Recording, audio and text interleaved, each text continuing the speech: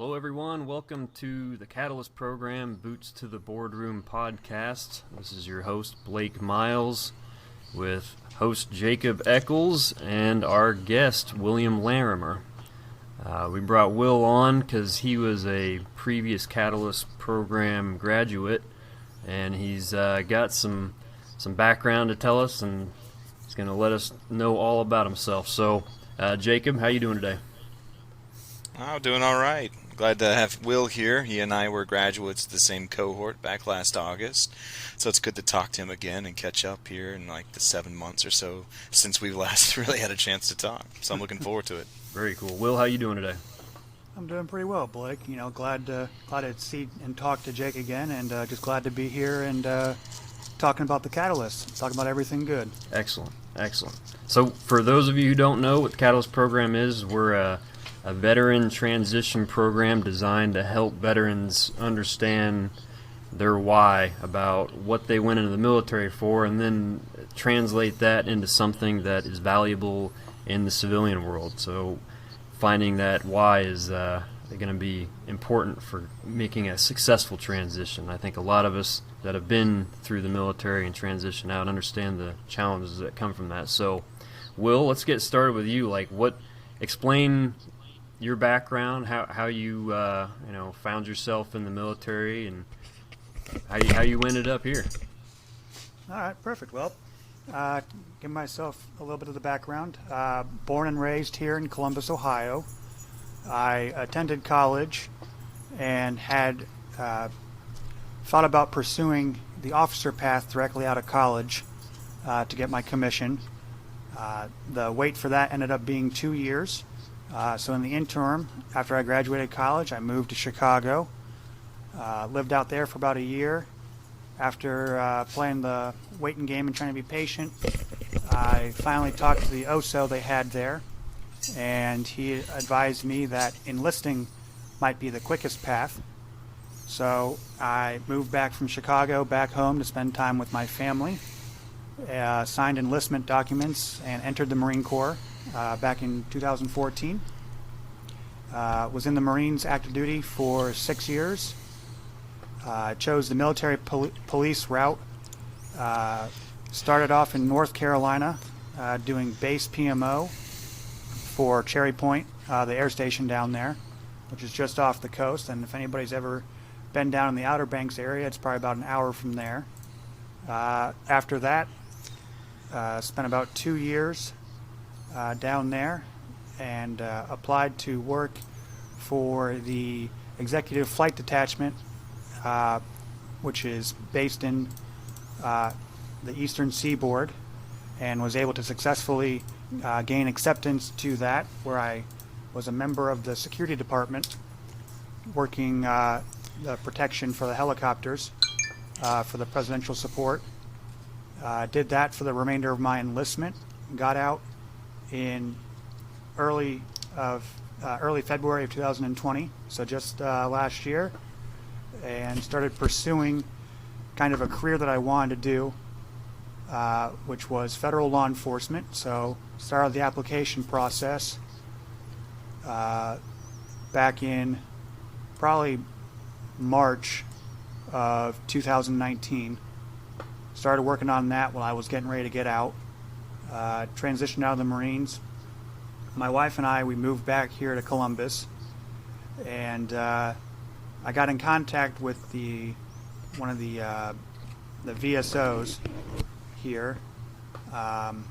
Real quick, what's a VSO for those of us? Oh, the Veteran Service Organizations. So I was able to link up with the Marine for Life representative, Mr. Crookham, who knew a gentleman named Daniel Hance, who had a program called The Catalyst. Oh yeah, we know Dan. Mm-hmm. Great guy. Anyways, got a chance to talk with Dan, and decided to pursue the Catalyst program. And while I'm waiting for the process to finish up with my federal law enforcement, I want to do some schoolwork and everything, trying to find kind of that clear path forward. Yeah. and he was able to help me with that. So, backing up, like what was the big drive? Like, if you were to go back in time and ask yourself before you enlisted, what do you think was the big pull for you? Your why, I guess we could say. Well, I would say that the big pull is on my dad's side of the family. All the males have been in the military, and this is going back all the way to the Civil War. I pulled the genealogy records and did the research and everything, and surprisingly, they were all officers. So I was the first enlisted male on my dad's side of the family, but I always kind of felt like a strong pull. My dad was a Marine Corps officer back in the early 1970s.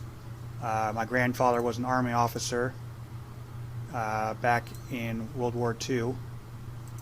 And, my uncle was a flight surgeon in the Navy. So I have a pretty healthy association with the military. And I've always had the personal belief that if you're able-bodied enough to do it, you should. But that's just my personal opinion. But that's kind of my why. I wanted to, I felt compelled to do my duty and to serve. I remember while I was recruiting for a while, that was something that always seemed to be a common thread for anyone that had either one or more family members with a military background. There's definitely that lineage pull. So can understand that for sure. Mm-hmm.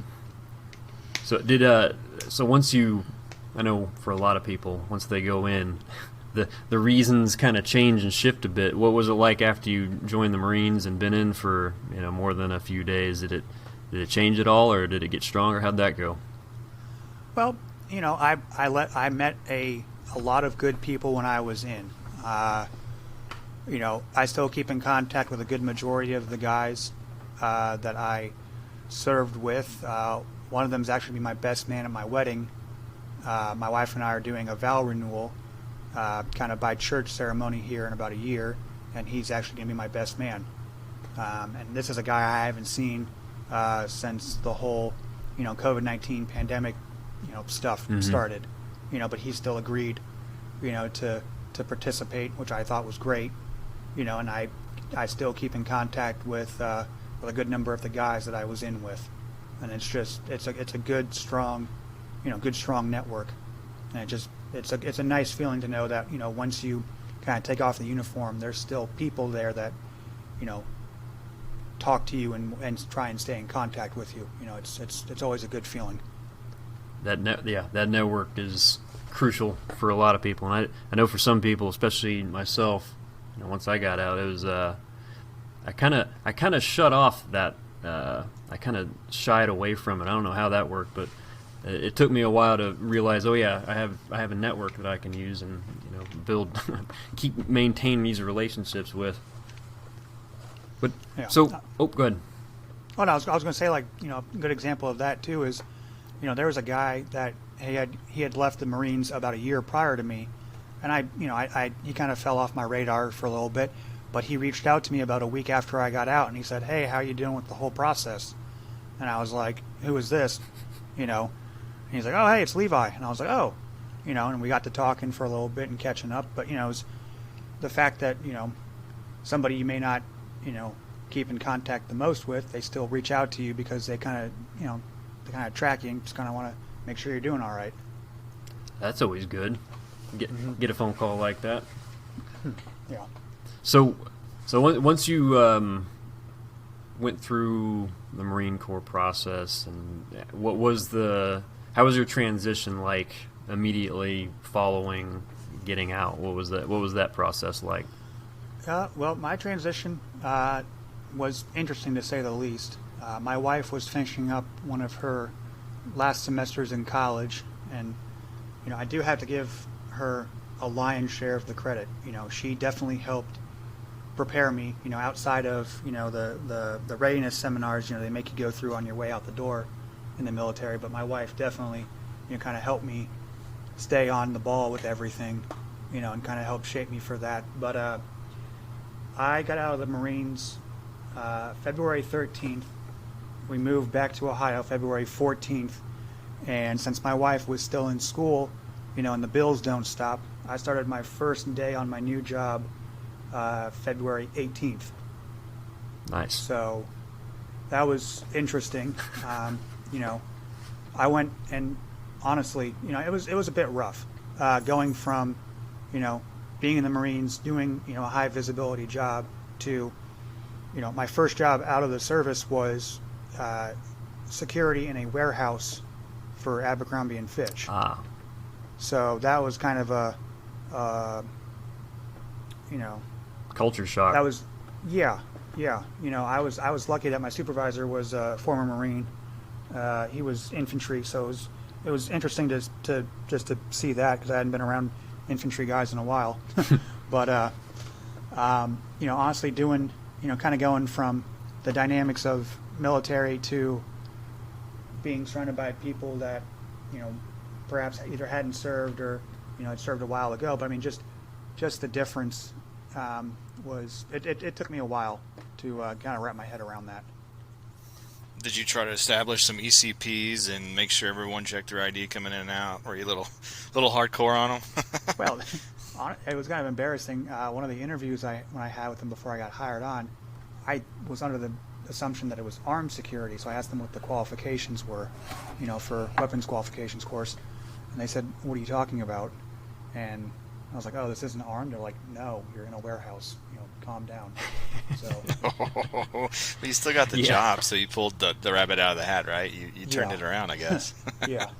So, I was lucky enough to do that, and I got to count my blessings, because, I'm still luckily employed. I'm no longer with that organization, but just to have a job and be able to produce some income during a pandemic. I mean, I'm sure for a lot of the guys leaving the service within the past year, it's probably been, if they don't use their GI Bill and go to college, or try and do something, they have to find employment. It's tough, but it's all about positioning yourself. Doing something like the Catalyst definitely would help you. But for me, just getting out, it was a process, but it was interesting to say the least. That when you first said you got out, and how many days was it before you got the job after you got out? Well, I had gotten the job. I had secured the job probably about 3 weeks before I left. So, I'd already signed the lease for the apartment. Kind of did a little bit backwards, but had to kind of reestablish somewhere. And my wife and I, we chose the Columbus area because that's where we're both from. And we knew something was going to work out. We had a little bit of blind faith in the whole process, but I was able to secure the job. And I'm a workhorse by nature, so I go right. It didn't really affect me too terribly much. I would have preferred a little bit more time off, but the bills don't stop, and I'm not going to ask my wife to drop out of college in her last semester to go to work just so I can have a little bit of a break. It's kind of rude. So did you find that job what was the process you used to find that job? For that position, I was on Indeed and I was on LinkedIn. Yeah. Just sending out resumes, tailoring them the best I could. But I knew, an area that I wanted to be in, and I knew, it may not be, the 20-year career position, because statistics show that, a good amount of veterans leave their first position a year after they get out just simply because it's not a good fit. Yeah. Which is very unfortunate to hear, because stability is, paramount for everything. But I found the position, I think on Indeed, applied for it, and then just got lucky enough that they picked me up when they did. So that way I knew when I was leaving, I knew I was going to be, having a start date when I did. Yeah, that's a much better feeling than drifting off into the darkness, not knowing where you're going to land. So yeah. So that going through the Indeed process, like, did you have to do all of the resumes or not the resumes, but the job applications at every different job application. That always bothered me the most. Is every new job you apply to seems like you got to go through their proprietary process and fill out all the blocks and send in your resume just for fun. Yeah, no, I did that whole process probably from about December 1 until about New Year's. I applied to 175 positions. Yep, and that's what it takes. And I got callbacks on probably about 40 positions, but it's just, if you look at it from the numbers perspective, I mean, it's, an example of that is there is a position for a grocery warehouse center for like an assistant manager for that, and you would think it was tucked away in a small town. You would think there wouldn't be a lot of people applying for it, but Indeed has this little trick where they show you how many applicants there are. There are 765 applicants for that position. For a town that's 5,000 people. That's wild. I mean, you have no idea where they're coming from. They could be out of state. Like I was coming from Virginia, or something. But it's a very possibly stressful thing to do, and it's just a matter of having to plan things out well in advance. But yeah, and just from talking to you, it sounds like you do have that planning part down. I'm a bit more wild and chaotic at times, I think, and that definitely damaged me in a lot of ways. But it's from the sounds of it, sounds like you've got the smooth, steady planning part down.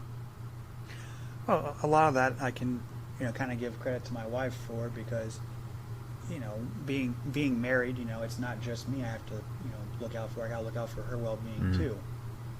It's just it's just one of those things. You want to provide and take care of things, so it kind of gives you a little bit extra vinegar to kind of or a little bit vigor to kind of take care of it. But it's interesting to say the least. So let's we'll skip ahead to the moment you meet Dan Hance, because it seems like all of us have that. All of us, me and Jacob, have had that experience, and our co-host who couldn't be with us today, Stacy, she had a similar experience of bumping into Dan and finding yourself doing something new. So let's skip ahead to that and tell us what that process was like when you first met Dan and got involved with the Catalyst program. Oh, perfect. Well, when I first met Dan, and to be honest, actually, I haven't met him in person, like face to face. I've done just entirely Zoom, just being here in Columbus. I mean, it's about a 3-hour drive over to Indianapolis, but I can't say enough nice things about Dan, honestly. Just to get that off, get that out there. I mean, he's, from considering the fact he's never actually physically met me, just the level of support and just his networking capabilities is just insane. But meeting him, it's kind of nuts, because I explained to him, what I wanted to do. I wanted to be in federal law enforcement, and he was like, "Well, funny enough, I know somebody who happens to be, in that same vein of what you're trying to do. I'm gonna get you connected." And he was able to connect me with a handful of people in that career field to kind of help give me some guidance, and feedback, which helped me pursue my path for that. But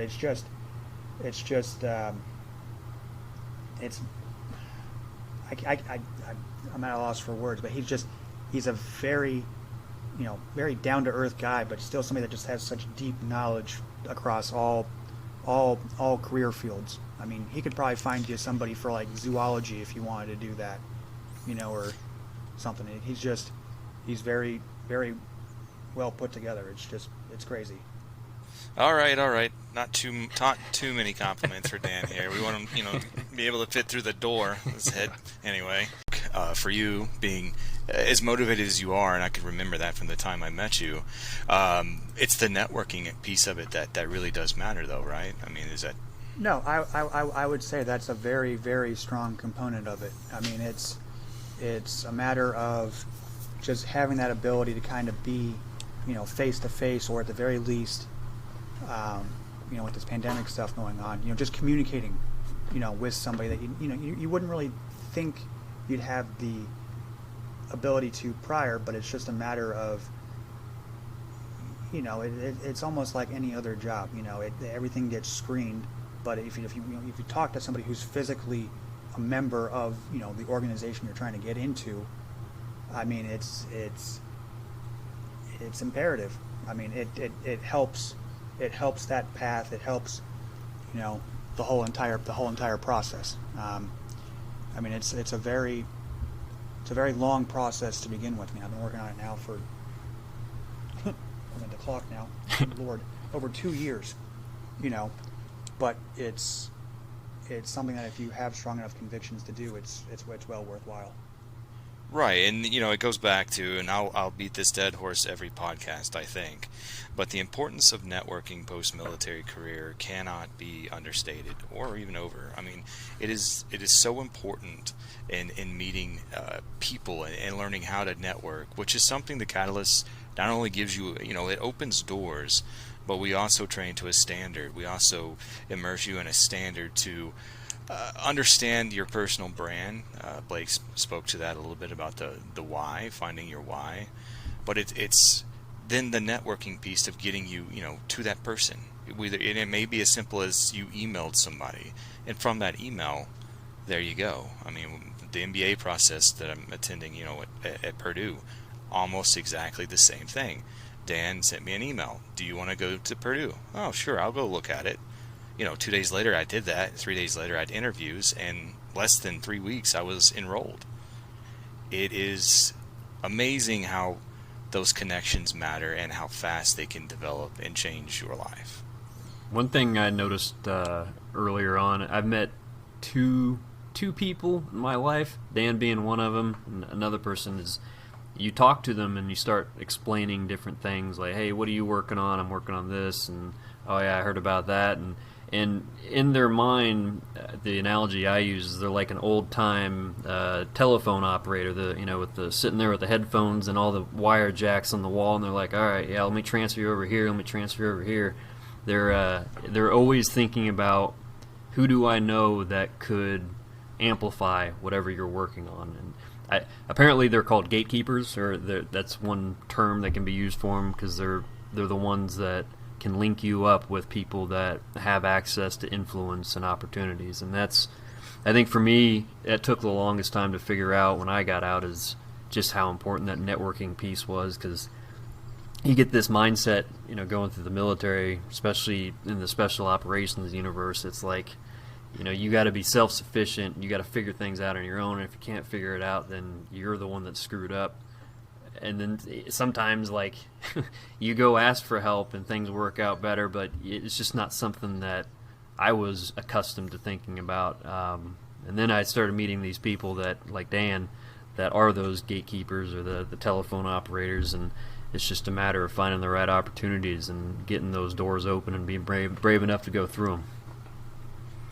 Anyone out there in sales just cringed when you said gatekeeper, because anyone who's made cold calls knows exactly who those people are and how fast they'll shut you out. You got to get past the gatekeeper. You got to ignore. You got to remove them from the equation if you want to get to where you're going. Or is the connection that you made there with federal law enforcement agents in Indianapolis that attended our cohort? Could you talk to us a little bit more about how they may have been a mentor to you and help you guide you on this clearly difficult path? A lot of people apply. A lot of people are not accepted, but did it help you in your journey to become a federal law enforcement entity? Yes, I would say it did. He was nice enough to reach out to me shortly after the connection was made. Once he kind of found out I was an applicant, he was able to kind of determine, just kind of give me some finer points. But he's like, since you are an active person, I'm kind of hamstrung by what I can and can't do. Can't really do anything for you, but just had a nice conversation with him, and just the fact that I was able to get in contact with him, it was nice enough, and it gave me the ability, kind of reassess things. So the end result was I withdrew my application, was able to reapply based on my current location, since I had started the process while I was in Virginia. And then moving to Ohio, it kind of gave it a chance to kind of jumpstart everything and kind of get it back into, knocking things back into alignment, so things were able to kind of to flow better. The impediment of moving, is a hurdle that some people have to overcome, when they transition out of the service. So just kind of getting it in front of the proper people definitely made it, the outcome kind of proceed a little bit better. When you're going through the Catalyst program, was there anything specifically or any tidbits of knowledge that you picked up going through the actual cohort that helped you directly in terms of getting into the program or getting into the opportunity you found? I would say just kind of being amongst peers and people that at one point might have been 7 or 8 rungs ahead of me on the ladder in terms of like a chain of command, and just being able to communicate with them on a level balance, and also the faculty, both Liz and Kirsten, just people, the positions that they had, in conjunction with being the adjunct faculty, with the Catalyst, just being able to communicate with a lot of different people, from different levels of power, authority. Just the more people you talk to, the more comfortable you become talking to people. So it kind of removes that, that mental hurdle of, feeling like you don't really have the ability or the the scruples to talk to somebody quite yet. But just the comfort that you can get from just talking to more and more people kind of breaks that barrier down a little bit more. The Catalyst gives you the chance to just network and just speak to people that before that you would have really no path forward to communicate with, because they're just people in positions, but it's just it's just a very strong, worthwhile opportunity to communicate with a whole lot of different people. That's something that I hadn't really thought about before. Is you go through the military, you spend enough time in there, you start to get indoctrinated as far as like rank structures. You think in terms of rank and hierarchy, and you're always wanting to stay within those bounds as best as you can. And then once you get out, that hierarchy kind of goes away, but you always hear about like the retired E9 that's still living as the command sergeant major no matter where they go, and they can't break that mental model. But I hadn't really thought about the flip side of it, of the lower enlisted ranks getting out and still trying to stay within the bounds of the hierarchy, even though they do have those opportunities to talk to a colonel or an E9 as if they're a peer or a near peer because they're in the same sort of environment. But that's an interesting dynamic that hadn't really occurred to me until you just said that. So thank you for that. Oh, you're welcome. So Jacob, what any questions you can think of about that Catalyst program? Because you two went to it together, right? Mm-hmm. That's right. So what stood out the most in your mind of going through that cohort together, you guys think? Well, I mean, it's interesting that Will brought up the way he did. I think I was probably one of those people, because I'd been out since 2013, that kind of had a decent grasp when considering, some of the other people were just now transitioning out. They were fresh, if you will. So my resume, was done. My post-military career in logistics was off and running. So I was in a different place, but I was more than willing to circle back and help and answer questions and share my different resume thoughts and interview techniques and my pain points and terrible stories and good interviews and bad interviews. But that blend of bringing people together, whether they were, like me, had been out for 8 years, or Will was just recently out. I mean, we had another lady who Dawn, she is, she's retired Air Force a long time ago. ago was coming back to be a cook and a grower, be a vegetable farmer. I mean, we had such an array of dynamic people that brought this plethora of experience while still being veterans. So the connection was there, and then you had the experiences to go with it. So it made the class well-rounded. It made the conversations interesting. And that probably gives it the it's like a polished gem. You got a bunch of different facets in the gems that brings out more things that would otherwise not be there. Well, right, and I'll let Will definitely talk more to that. But for me, I mean, there were some people that would ask me after class or send me emails asking me about, thoughts about this, or should I put this in my resume, or what do you think about that? And it was a confidence thing, right? As you get out, it's a scary place. The world is different. You're no longer in the military. That comfortable, if not irritating, and that thing that you hate to love to hate sort of thing, you're still familiar. And now you've been kicked out. So there were a lot of questions that came to me where people were just like, "What do you think?" I'm like, "I think you have the confidence to do this. That's why you're here, and let's help you figure that out." And I still do. I still talk to some of our classmates. Still ask me questions occasionally. Very cool. Well, what do you think? What was your take on the diversity of the class, diversity of knowledge and background, experience, and how you meshed into that? Well, it's a good thing Jacob brought up Dawn, because she was a delight. I mean, she reminded me of my grandma. But I mean, it's I'm 31. I got out as an E5. And I'd been out for probably about 4 months when I started the process. And then you got someone like Jacob, who's been out for a couple of years, and then you have people that are out for 15, 20 odd plus years and just want the opportunity to kind of to participate in this. And it's just fascinating to see all these people from different sections of the U.S., different backgrounds, different everything. We had Marines, Air Force, Army, people from living out in California, to people down in Tampa, like Keith.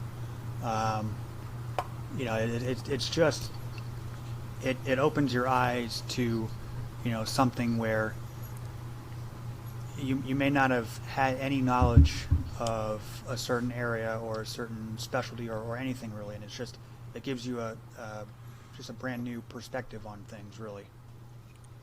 Funny story about Keith. Well, I think you'll like this. He's no longer in Florida. We actually assisted him in getting a different job, career, and he actually moved up Detroit area. Is loving life up there. Has been there for several months with his new career. Oh, he's probably just enjoying the fact that he got a chance to see snow for the first time in a long time.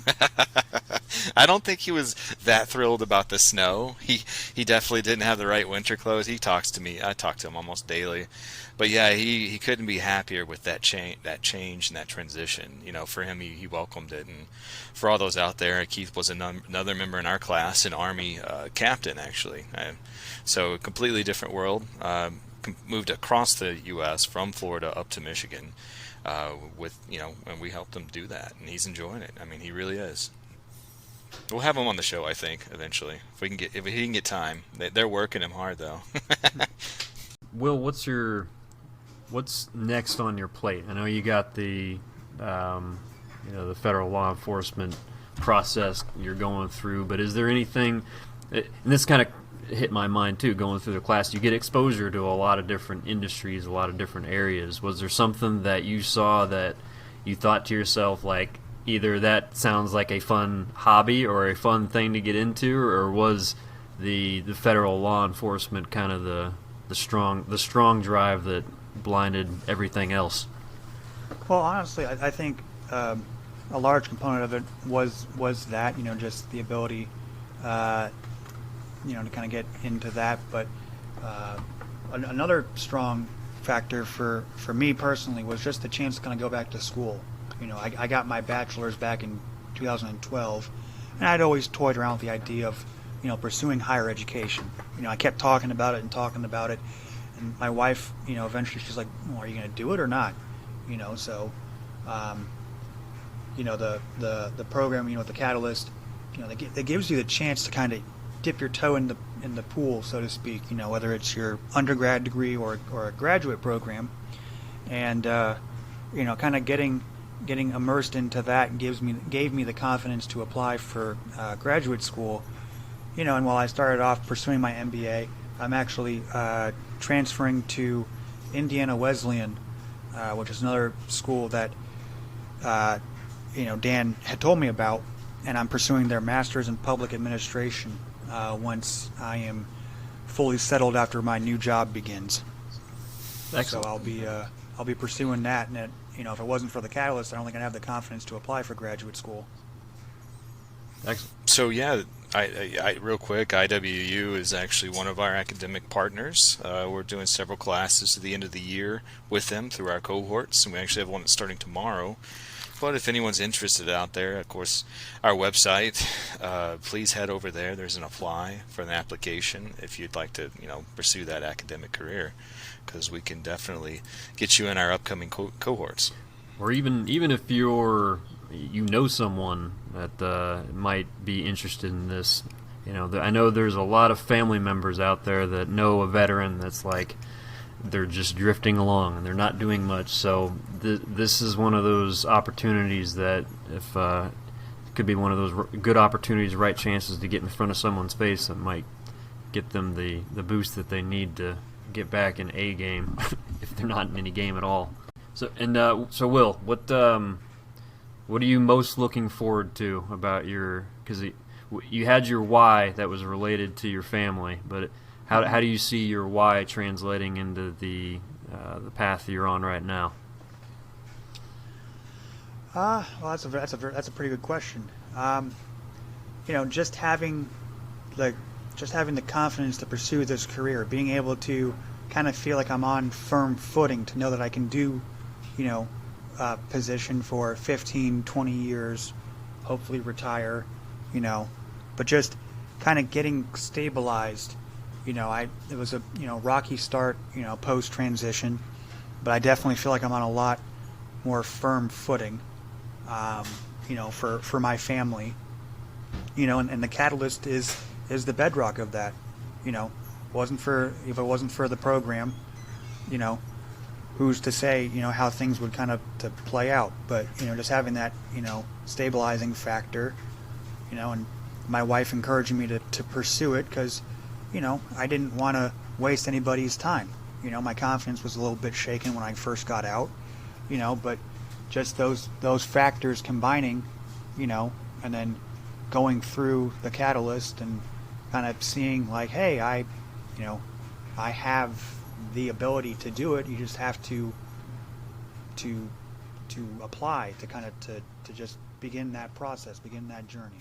Always such a nice guy. I didn't forget it, but what a nice, polite gentleman. You're always. I think the same thing too. Just so nice, so complimentary. We appreciate it, though. We really do. Yeah, the stability factor. It's something that I don't even think I really considered up until you're throwing out a lot of good things, Will. You're getting me thinking here. That stability thing is something that I never really considered as a. It wasn't like a tangible thing that I considered as. Do I feel stable right now in my where I'm at in life, and losing that confidence is a big part of losing that stability. Because I remember the first job I had too, getting out of the military, was I was working in a warehouse packing boxes, and going from leading Iraqi troops, talking to them in Arabic without a translator, and back into that sort of role. The confidence is something that definitely gets shaken, but I don't think I ever really translated it to the perception of something stable under your feet. And that takes a long time before, if you don't have that stability, you still have that drifting feeling, like I'm not doing either what I'm capable of doing, or I'm not doing what I really want to be doing. So that sounds good. That sounds like you're moving in a direction that makes a lot of sense for you and your family. No, and it definitely does. I mean, it's a good feeling, just to kind of, wake up in the morning and realize, hey, I'm on this path. And then when you get to the root of it, and you think, if it wasn't for X playing out, Y would never occur. If it wasn't for, you know, doing the catalyst, who's to say what the path of my life or the trajectory would have taken. It's kind of hard to say, but I can say with some pretty good confidence that the catalyst helped shape me into the trajectory that I'm on. Awesome. Well, so Jake, you got any questions you can think of for Will before we start wrapping this up? No, I don't think so. It's been a real pleasure to talk to you again. I'm so happy to hear that things are going, according to your plan, and life is the path that you're on is the one that you want to be on. I mean, that's something that every veteran, I think, especially when they get out, they may struggle with, at least to some degree. And that's really why, that's why I joined the Catalyst, why I continue to do everything I can to expand it, to see, to capture more veterans out there to help them with this process, to help put them on that path that they want to be on, to get them on that next level. So Will, you got any final words of wisdom, any final observations, anything, what else you got in the top of your head before we close this out? Honestly, I would just say if anybody who's out there who is listening to this and kind of looking at the program, kind of hemming and hawing about it, there is no downside to doing it. There really isn't. It has the strong potential to give you, that first push to kind of get everything on that path forward. There's, the worst case scenario is, well, I can't even think of anything, and I'm not just being polite. I really can't think of a downside to this. You get a chance to network. I mean, you have the opportunity to go to Hotel Tango. I mean, that's a great place. Oh, what's Hotel Tango for everyone? Hotel Tango is a local Indianapolis business run by a veteran, actually. He and his wife, our cohort, got a chance. And Jay can actually attest to this because I think you actually went to the event, didn't you? Yeah, I was actually in person. Yeah. Hotel Tango was like a blended distillery type thing. They have several locations in the Indianapolis area. Yeah, but it's, not trying to give that place a shameless plug, but, they have, I bought some of their whiskey at my local Kroger's, and I was happy enough to find it. But it's, going back to, the whole process, it just opens your eyes to a lot of things that you may not think are possible. So what's the harm in just opening that unknown door? Well, that was I think that was exactly what we all needed to hear and get out about what we're doing with the Catalyst program and what your experiences was with it. So I appreciate your time on that. That was fun. Thank you. I appreciate coming on. This has been a blast. It's wonderful talking to you guys. We'll have to get you back on once you're done going through the process, the jumping through the hoops, whatever that looks like for you. We'll have to have you back on and find out what that looks like and how you're doing. Yeah, that'd be wonderful. I'd be more than happy to do that. Excellent. All right, well, that about does it for this episode, everyone. I thank you for joining us. Thank you all, and thank you for coming on our show. Will, really appreciate you. Good talking to you again, man. Oh, thanks, Jake. Thank you both, you and Blake, for having me on. I appreciate it.